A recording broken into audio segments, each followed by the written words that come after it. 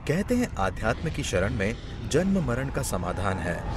बिना किसी शब्द ज्ञान के आप एक तत्व को जान लेंगे तो आपको सर्व ज्ञान हो सकता है। किंतु इस समाधान को समझना सरल नहीं है। इसके लिए गुरु की जरूरत होती है। श्रमण संस्कृति के अमृत पुरुष व विलक्षण प्रतिभा के धनी युग प्रधान आचार्य सम्राट पूज्य श्री शिव मुनि जी महाराज साहब का समग्र जीवन सत्यम शिवम सुंदरम का जीवंत प्रतीक रहा है। परमात्मा स्वरूप महान सद्गुरु के रूप में आप सदैव जन जन की श्रद्धा के केंद्र हैं। आपका बहुआयामी व्यक्तित्व हिमालय की भांति उतंग, गंगा की तरह पवित्र और सागर के समान गंभीर बना हुआ है।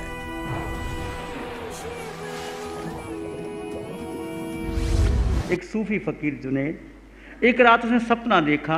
सपना क्या देखा कि एक देव परमात्मा के रूप में उसके सामने खड़ा है और उस देव ने कहा, पूछो, कुछ पूछना चाहते हो मैं आपको देता हूँ।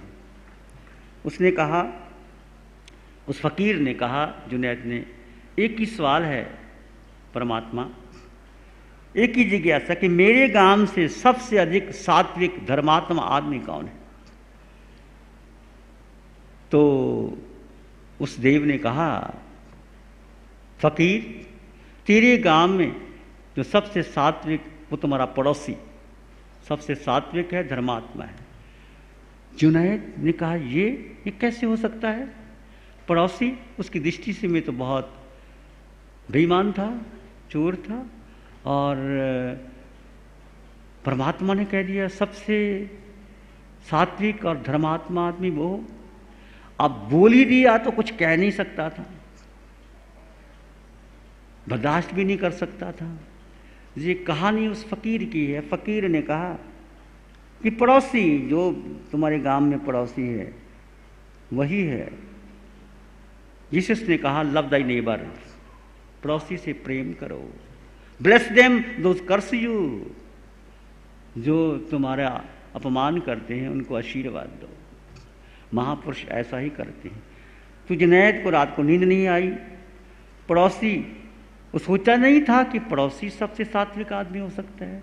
उसके मन में ख्याल था कि मेरे गुरु के बारे में कहेंगे परमात्मा, या मेरा ही नाम लेंगे कि सबसे सात्विक आदमी तू है। इंसान के मन में कहीं ना कहीं अपनी धारणा रहती कि मैं ही सबसे धर्म आत्मा हूँ। अब नाम तो पड़ोसी का ले लिया। फिर रात को नींद आई, सपना आया। सपना आया तो फिर देव प्रकट हो गए और उसने पूछा उस फकीर ने कि देव, आपने कल तो बताया था कि सबसे ज़्यादा सात्विक धर्मात्मा आदमी पड़ोस, पर अब बताओ सबसे बुरा आदमी कौन है? तो उस देव ने कहा, परमात्मा ने कहा, तेरा पड़ोसी। हद हो गई। पड़ोसी सबसे धर्मात्मा आदमी और सबसे बुरा आदमी पड़ोसी, ये कैसे हो सकता? उस देव ने कहा, जुनैद फिक्र मत कर, सब देखने की बात है।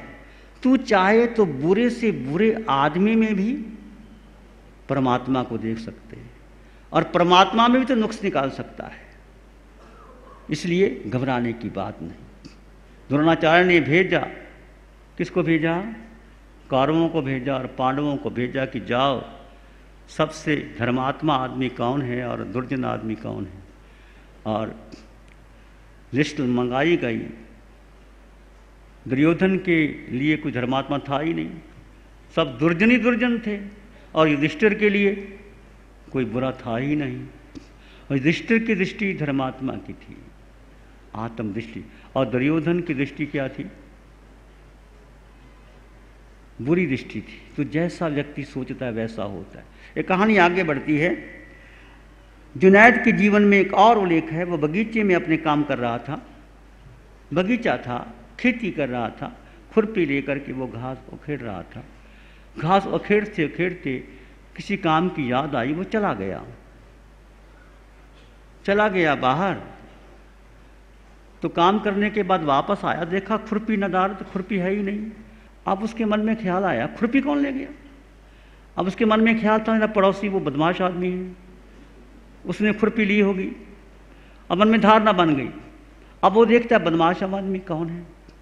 अब जैसे बाहर निकलता है उसका पड़ोसी, उसने देखा वो चल रहा था, उसकी चाल देखी, चोरों जैसी चाल, ये बदमाश आदमी है। फिर छुप के देखने लगा, वो पड़ोसी सहमा हुआ, डरा हुआ, कहता देखा यही चोर है, इसने खुरपी चुराई है मेरी। फिर आसपास देखते देखते पक्का विश्वास हो गया कि खुरपी तो इसने पड़ोसी ने चुराई, पक्का विश्वास हो गया। कुछ दिन के बाद वो जुनैद फिर बगीचे में गया तो देखा जहां उसने खुरपी गड़ी थी वो भूल गया था, खुरपी वहीं मिल गई। उसने कहा हो, मैं नहा कि उस पड़ोसी को कहा बदमाश चोर, वो तो हो ही नहीं सकता, खुरपी तो अंदर पड़ी है, मैं उसको दोष देता रहा। अब वो बाहर आया, उसी पड़ोसी को देखा, उसको देखा कैसी साधु की चाल है। वही पड़ोसी जब खुरपी मिल गई, दोष उसको दे रहा था, स्वयं था, तो कहने लगा खुरपी तो मेरे से गुम हुई है और मुझे मिली है, मैंने पश्चाताप किया। अब पड़ोसी गुजरता है पास से, वो चलता है, क्या साधु की चाल है। चेहरे को देखा, क्या भला चेहरा है, साधु जैसा चेहरा है। बातचीत की, क्या सज्जन आदमी है, जैसे कि कोई देव बरस रहा है। बातचीत की, वाणी लगी ऐसी। अब मैं आपसे पूछूं, पड़ोसी कैसा है? पड़ोसी कैसा है? वही पड़ोसी है। जब मन में आ गया, विचार आ गया, तो ये बदमाश, तो पड़ोसी बदमाश नजर आया। जब खुद की खो गया तो नजर आया कि नहीं, कसूर तो मेरा था, पड़ोसी ठीक है। देव ने कहा जुनैद तो घबरा मत, तुम्हारी दृष्टि सही है तो बुरे से बुरे आदमी में भी सज्जनता दिखाई देती है, और तुम्हारी दृष्टि गलत है तो सज्जनता में भी दुर्जनता नजर आती है। तो दृष्टि का बहुत बड़ी बात है। दृष्टि के बारे में बहुत कुछ कहा जा सकता है। यदि आत्म दृष्टि आपको मिल गई तो आपकी दृष्टि निर्मल होती चली जाएगी। बस एक ही चतुर्मास में यदि आप कुछ लेना चाहते हो, मैं देने वाला नहीं हूँ, मैं तो निमित्त मात्र भी नहीं हूँ, अरिहंत परमात्मा की कृपा बरस रही है, सबके ऊपर बरस रही है। यदि तुम लेना चाहते हो, तुम्हारी दृष्टि निर्मल है, शुद्ध है, यदि कहो मेरे पास तो समय ही नहीं, 4 दिन कैसे निकालें, दुकान बंद करनी पड़ेगी, इतना नुकसान हो जाएगा दुकान का, 4 दिन नहीं निकल सकते, 1 दिन, तो तुम्हारी दृष्टि नहीं है तो कुछ कर नहीं सकता कुछ भी। दृष्टि को विशाल करना और किसी तरीके से भी आत्म दृष्टि ले लेना। इस चतुर्मास में आपको आत्म दृष्टि मिल गई और आत्म दृष्टि को परिपक्व कर लिया तो समझो आपका चतुर्मास में आना सार हो गया और हमारा चतुर्मास करना सार हो गया। बहुत कुछ मिलेगा और बहुत कुछ बाई प्रोडक्ट है सारा कुछ, कि तुम प्रवचन सुनोगे, तुम ध्यान करोगे, तुम महामंत्र का पाठ करोगे, तुम तपस्या करोगे, सब कुछ चलेगा। इसके साथ साथ तुम्हें शुद्ध धर्म मिल जाए, आत्म दृष्टि मिल जाए, जो आत्म दृष्टि धर्म का मूल है, समग्र धर्म का मूल है, जो धर्म रूपी प्रसाद है, वो मिल जाए तो जैसे सुई में धागा पिरोया गया तो तुम्हारा जन्म जन्म निर्मल हो जाएंगे। यदि आत्म दृष्टि मिल गई तो क्या हो गया, कर्ता भाव छूटेगा, मैं कर रहा हूँ, मैं कर रहा हूँ। ये सारा संघ में, समाज में, परिवार में झगड़े हैं कर्ता भाव के। गुरु कहता मैंने किया, शिष्य कहता मैंने किया, परिवार में पति कहता मैंने किया, पत्नी कहती मैंने किया, पिता कहता मैंने किया, पत्नी कहते मैंने किया। ये कर्ता भाव को तोड़ो और दृष्टा भाव में आ जाओ। जो कुछ हो रहा है, जो भी हो रहा है, मेरे कारण से हो रहा है। इस भ्रांति का नाम संसार है। जो कुछ कर रहा हूं मैं कर रहा हूं, इस भ्रांति का नाम कर्ता। और कर्म बंधन का मूल कारण है कर्ता। कर्ता तुम हो ही नहीं, क्योंकि आत्मा दृष्टा है, साक्षी भाव है। कर्ता है ये देह मन वचन काया। चोंच से दूध अलग कर देता है और पानी अलग कर देता है, हंस की दृष्टि है। कर्ता अलग, दृष्टा अलग। जो भी हो रहा है वो एक व्यवस्थित शक्ति के आधार पर हो रहा है। न मैं कर रहा हूं या तुम कर रहे हो, बस सिर्फ मात्र मैं दृष्टा मात्र हूं। एक ऐसी समझ प्रगाढ़ हो जाए एक ऐसी दृष्टि हो जाए जो निर्मल निर्धूम ज्योति भीतर चले, तो साक्षी भाव का जन्म होता है। फिर आप कुछ करने की जरूरत नहीं, सोचना थोड़े से सब अंतर पड़ जाता है, थोड़ा सा अंतर सब अंतर पड़ जाता है। थोड़ी सी दृष्टि का भेद है। दृष्टि है, एक माँ की दृष्टि है, एक पत्नी की दृष्टि है, एक बहन की दृष्टि है। दृष्टि में अंतर आ जाता है। वही माँ, वही बहन, वही पत्नी, दृष्टि में अंतर आ जाता है। सोचना दान मात्र भंगिमाएं हथेली की। दान देते तो क्या करते हो? ऐसे। सोचना दान मात्र केवल भंगिमाएं हथेली की।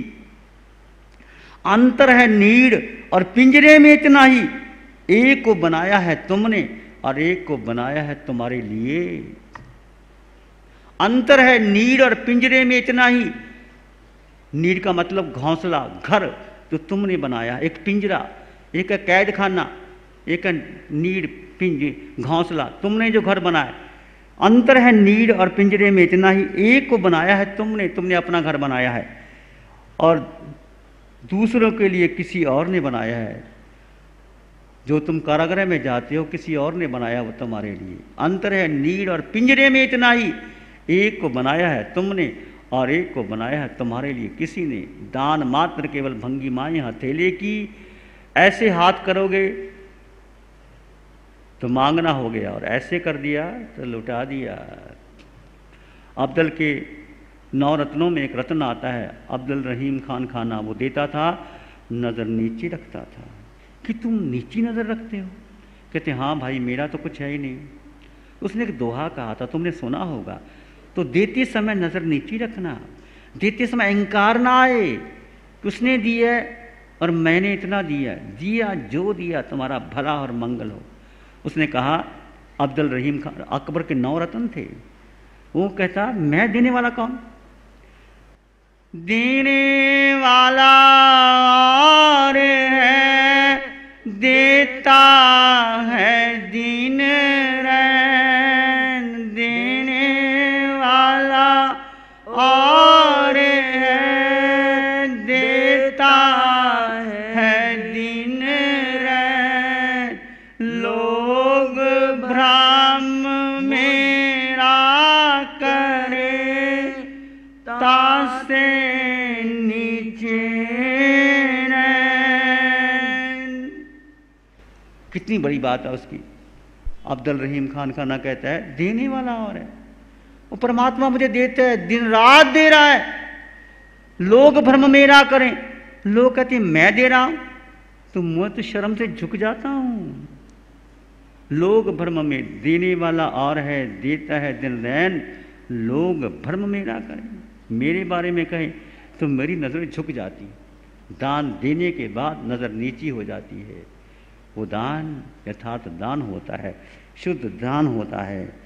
अपने जीवन में समझो, जो भी कारण हो रहा है वो मेरे कारण हो रहा है, तो तुम कर्ता भाव में आगे। जो हो रहा है व्यवस्थित शक्ति काम करती है, ना मैं करने वाला हूं न तुम करने वाला। इस दृष्टि से साक्षी भाव का जन्म होता है। माथे पर चंदन का टीका अब दिल के कारण लगता है। माथे पर चंदन का टीका अब दिल के कारण लगता है। दिल में साजन रहते हैं और साजन में मन रहता है।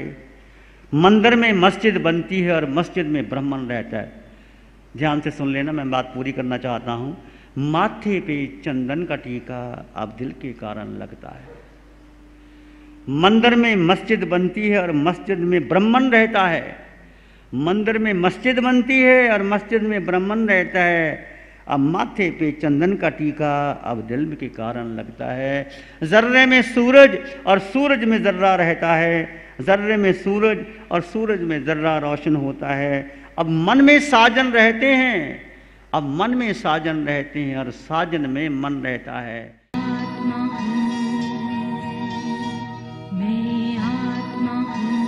ध्यान करेंगे, समय हो गया है, आंखें बंद कर लीजिए। वचन काया शांत, शरीर शांत, विचार शांत। सृष्टि शांत, वातावरण शांत, हर दिशा हर किनारा शांत शांत शांत। सिर के सिरे से पांव के अंगूठे तक अपने भीतर शुद्ध चेतना का एहसास कीजिए। तुम केवल केवल केवल आत्मा हो। सिर के सिरे से पांव के अंगूठे तक एक शुद्ध चेतना तुम्हारे भीतर बह रही है। एक आनंद का स्रोत, एक ज्ञान का प्रकाश, एक ज्ञान का पिंड तुम्हारे भीतर बह रहा है।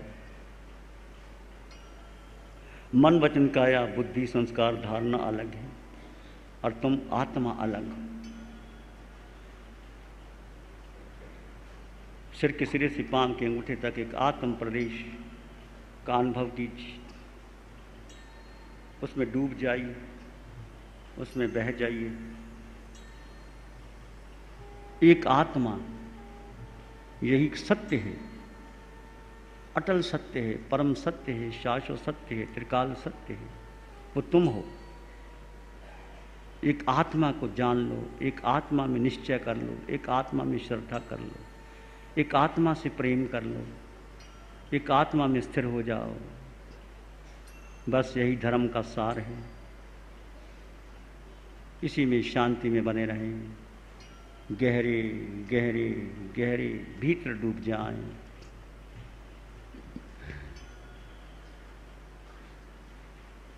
विचार आएंगे चले जाएंगे, तुम विचार नहीं हो।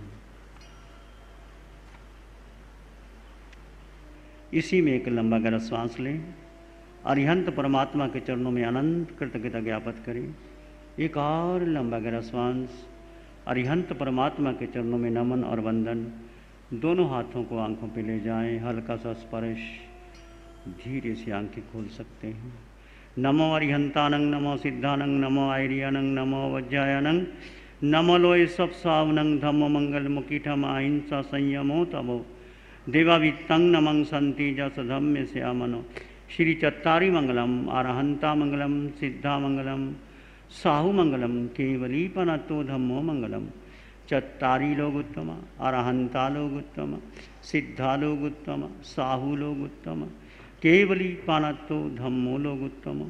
चत्तारी शरणं पवज्जामि, अरहंते शरणं पवज्जामि, सिद्धे शरणं पवज्जामि, साहु शरणं पवज्जामि, केवली पणत्तं धम्मं शरणं पवज्जामि।